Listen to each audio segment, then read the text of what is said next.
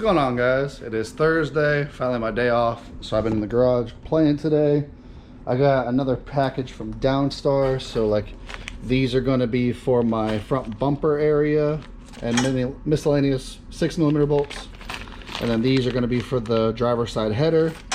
And I even went ahead and, like you see on the fuel rail bracket, I have a hex head bolt here. Well, I found on their website now they carry standard bolts. So if you can see in here on the rail, right where my finger's at, you can see that I have all the rail bolt brackets. So right here where my finger's at, that was a hex before. So now literally everything fuel rail related is now hex. I mean, hell, everything on the engine's hex. You know, the headers, coil pack brackets, intake manifold, throttle body, elbow. I mean, even everything. Front cover, motor plate, even the big ones on the motor plate. They're the 12mm hardware. So I know there's a lot of drama on the internet with Downstar, and it's nothing related to Frank. Frank's been a cool guy, and in my opinion, he makes killer products. But there are always idiots on the internet that buy the hardware and they don't use them for the same purposes. Like for me, they don't make any kits for an LS. They don't make any kits for a Miata. You basically have to remove your hardware, measure it, and order up what you need. So like I have a tool, well, it's probably gonna be impossible to find because the garage is kind of a mess. But I have a tool that I always use that tells me, you know, what size a certain bolt is. Okay, I genuinely have no idea. Oh, nope, it's right there. Found it. So I use this guy right here. So this right here, it tells you, you know, if you drop it in the hole, it tells you everything as far as bolt size. This doesn't tell you the thread pitch, but it gives you a rough idea on like what size this is. For instance, these are the old bolts for the fuel rail, and I know they're 5/16, so they slide right in the 5/16 hole. And then how you measure the length is you'll stick it in the end right here, and you'll read the length right there. Or if you need, you know, standard sizing, you can measure the length just like that. So I mean, based off of that, that's how I order all my bolts. So I mean, I'll find, you know, I have to find out the thread pitch with the other tool I have, but as far as like the size and the length, I use that, and that's how I order all my Downstar hardware. So I mean, realistically, a bolt is a bolt. The bolt doesn't care what it's in. It's your job to make sure it's the right size and it's tightened down properly. That's why I'm very specific on my car that I use a torque wrench on everything. That way I know 100% it is a certain foot-pound, versus if you tighten something with a ratchet, you don't know if you were feeling strong that day or if you were feeling weak that day. You don't know, you know, if it's gonna be the same tightness. So that's why I'm very adamant on this car about torquing everything. So, but there is a couple bolts that I just don't have yet. Oh yeah, I'm sorry. Back on my rant. So I hear a lot of people on the internet complaining, like I have a personal friend that, you know, oh, I bought these transmission bolts, but then they put an aftermarket scatter shield in. So they don't account for, let's say, the 1/4 inch of that thread loss, and then they're saying, oh, the bolts fell out, the bolts must be bad. The bolts are bad. No. You gotta be certain that the length of the bolt is still correct, whether or not you added something in the mix or subtracted something. You have to be accountable for that. So you can't blame the bolt manufacturer for something like that. So I mean, it's just silly things that I see on the internet. But I'm a big fan of what Frank does. I love the products. I think they look killer. It is a pain to get certain things, like I actually have to special order these 3 bolts, that way I can match. But I'm a big fan. I mean, a car like mine, where there is very limited amount of hardware, like I don't need, you know, all the bolts like a factory engine bay does. So I mean, I'm able to sit there and save the money or buy, you know, the pretty bolts, because I want my car to be a beautiful show car along with a fast race car. So that's something I take pride in. So, end rant. But basically what I've been working on now is I'm swapping over that hardware. I'm about to pull the intake manifold off because I told you before I have to put the gaskets in place. I did wash and disassemble my front subframe. So as you can see, my big pile right here, I pressure washed it, and I have the subframe in the shed. I'm painting it right now. Once that's painted later, I'll reassemble everything and put it back in the car. I do want to have the subframe in the car, and I want to put the steering rack column in before I put this header on. That way I know everything's good. One thing that I did get today is I mentioned before, and I've shown this before, that I have the sensor block mounted on the firewall. Well, I had to get little hoses made to go from the engine to the sensor block. So right here, you can see I have one for the fuel pressure regulator. So this will be connected like so. You have this guy that goes down there in my hand right now. That's for oil pressure, and that's gonna go basically right there on the firewall. And then this one right here, I am kind of butthurt because as you can see, these ones have black collars right here, my finger's at. There's a black like spacer right there. Well, they ran out of black, so they had to make these ones with green. But I mean, at least it was green, so it's kind of cool. So this guy is going to tuck up underneath, and you see this fitting down here, where my finger's at now. That's actually on the side of the head in a water passage, and that's gonna monitor coolant pressure. So not if, but when I blow a head gasket, it will detect that I'm about to blow the head gasket, and I'll have a safety set up. So driving around normal, you'll know your temperature and pressure ratio. Let's say, you know, my normal cooling temperature is 200, and my normal pressure, let's say, is 10 pounds. Well, if it goes up to 15 pounds or 16 or 17 pounds, you know the car is getting hot. And then that will basically set off a safety feature in the fuel tech to basically tell me to chill out, or it will start cutting power and things of that nature. So it's gonna help me be preventative when I blow a head gasket. That way I don't torch the whole motor, it's just a head gasket. I mean, pushing these LSs to the extreme, so you gotta kind of be, you have to do your due diligence to make it so the whole motor doesn't grenade itself, even though you keep wanting all this horsepower. So anyway, so that's what I've been doing now. Swapping over these bolts. I'm doing the other rail right now, right here. So once I do that, I'm gonna go ahead and pull the whole manifold off. I'll put the O-ring gaskets in, bolt it back on, take the elbow off, put its gasket, and then as you can see in here, I actually have to put the throttle blade back in because I took it out for when everything was powder coated. Reassemble that, and yeah, I'm just a little chipping away at things today. Today, Brian's actually gonna come over. We have to shim the torque converter. That's not something I've ever done. So with his expertise over the years with the automatic trans stuff, he'd be the perfect guy to help me. So we're gonna do that later on tonight. And like I said, I'm trying to start the car Saturday. So I don't know if everything's gonna be hooked up. Like I even bought the fuel cans. So I might not even put the fuel cell in. I'll put a couple hoses in here so I can run the fuel system. But that is basically my goal this weekend, is to start the car. Even if it's on jack stands, I don't care. I just want to hear it fire up. So enough of me blabbing. I'm gonna get to work. I'll check in with you guys later. All right, so fast forward a few hours.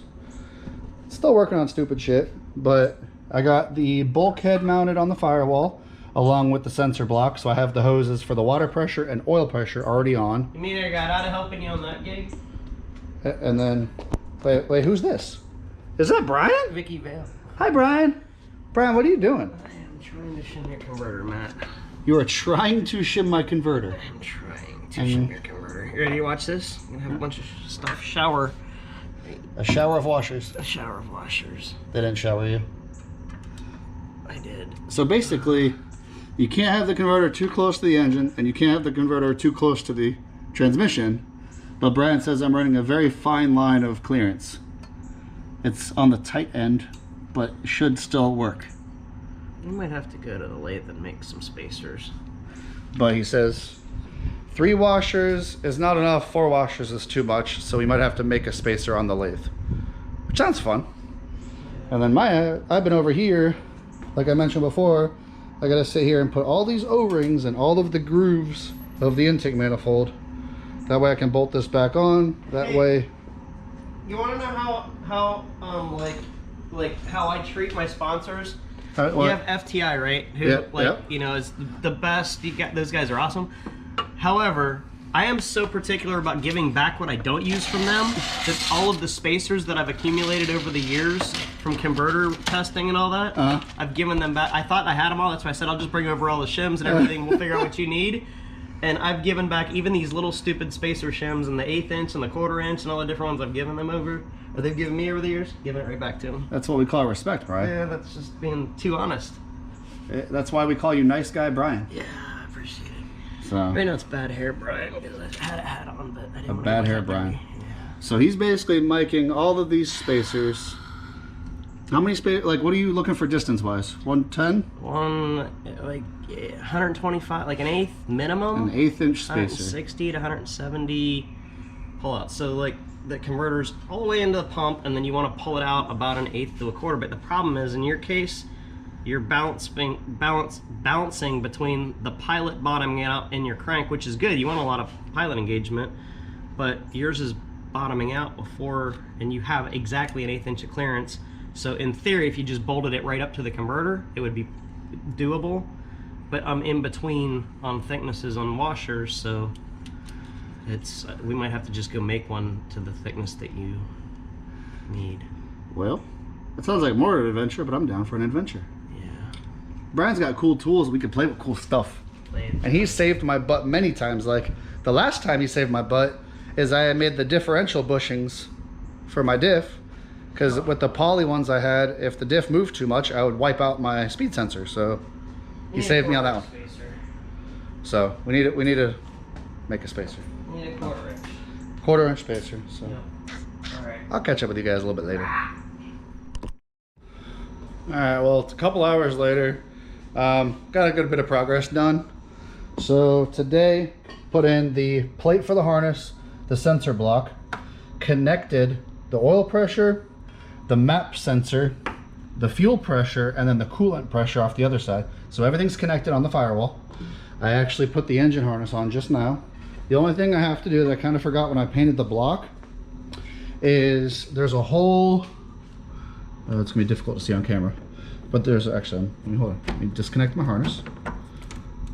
All right, so there's a hole. Damn. There's a hole right here at my finger's at. That's supposed to be a ground hole, so I gotta actually scratch the paint, that way it's a good surface. But as you can see here, this is done. Like I said here, this is the hose for the coolant pressure, which is on the side port of the head. I even ran the harness up front right here. That goes to water temp, wastegate pressure, and back pressure. So the engine harness is on. I did put all the O-rings on for the lower intake. I torqued it. I even took off the elbow. I had to put all of my vacuum fittings right here and close that all up. I put the gasket, torqued that as well. I have to take the throttle body off still and put the blade in. I put on my beautiful Maven Performance throttle cable bracket, and I love this thing. This thing is so beautiful. Very adjustable too, but actually how it's preset is perfect for what I need. So Brian told me earlier, I basically need a 1/4 inch spacer, and that's going to be perfect for the flywheel and converter. Unfortunately, his washers, if we did 3, it'd be too small. If we did 4, it'd be too big. But he says FTI should have those exact spacers in stock, so I will head there tomorrow and pick them up. I've had good enough progress today where I'm kind of content. I even did my streetcar thing. I bolted the horns back in place after, you know, the paint process. Cool stuff, cool stuff. So yeah, I mean, I did quite a bit today, but it's nothing worth recording, nothing exciting to watch. It's all just kind of boring put together stuff, but I'm on track, so I'm pretty happy. I just gotta tie up a couple wires inside, as far as like wideband.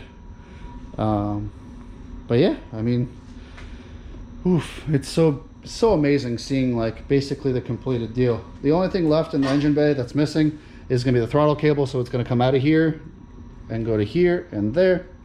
And then also the fuel lines that need to be ran. But other than that, everything else is in the engine bay back there. Up here, we're just missing one header, the Y pipe, and the wastegate deal that goes there. But that's easy stuff that's gonna bolt on. I am in the middle of painting the front subframe with the roll bar and chassis paint.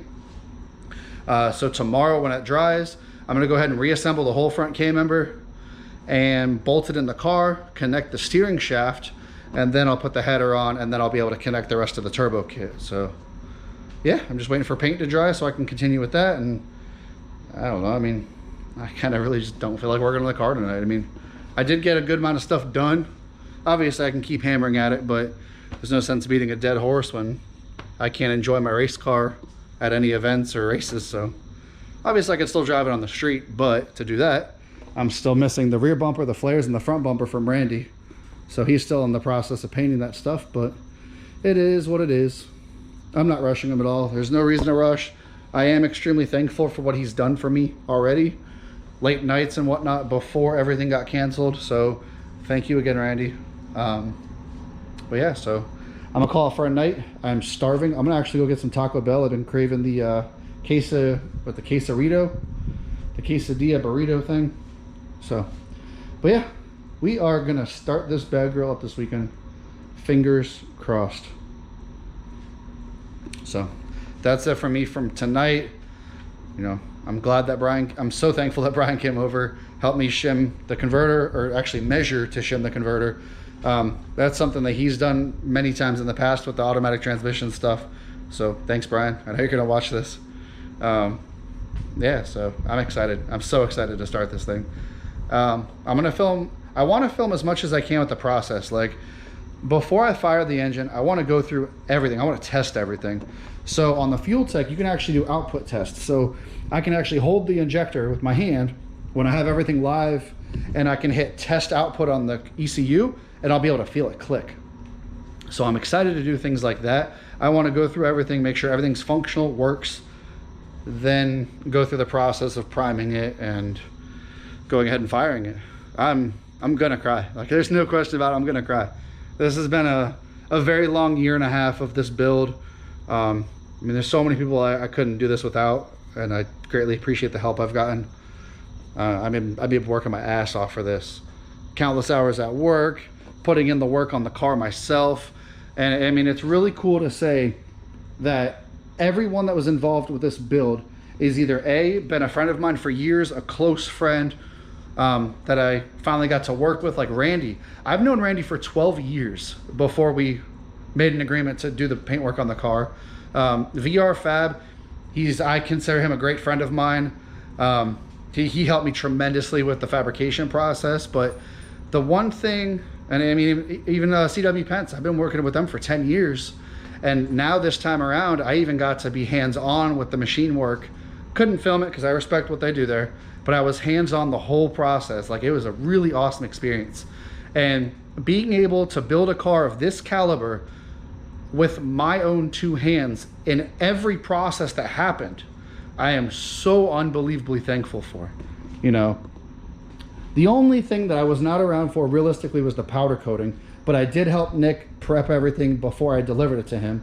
But every AN hose you see on this car, every wire you see on this car, everything that's even fabricated, I had a full grasp in the design. I basically said, I'm doing this, I want it here. I never let anyone else make a decision but myself, and I am unbelievably happy with the outcome. Like, it's not even together and I'm still like just ear to ear smiling.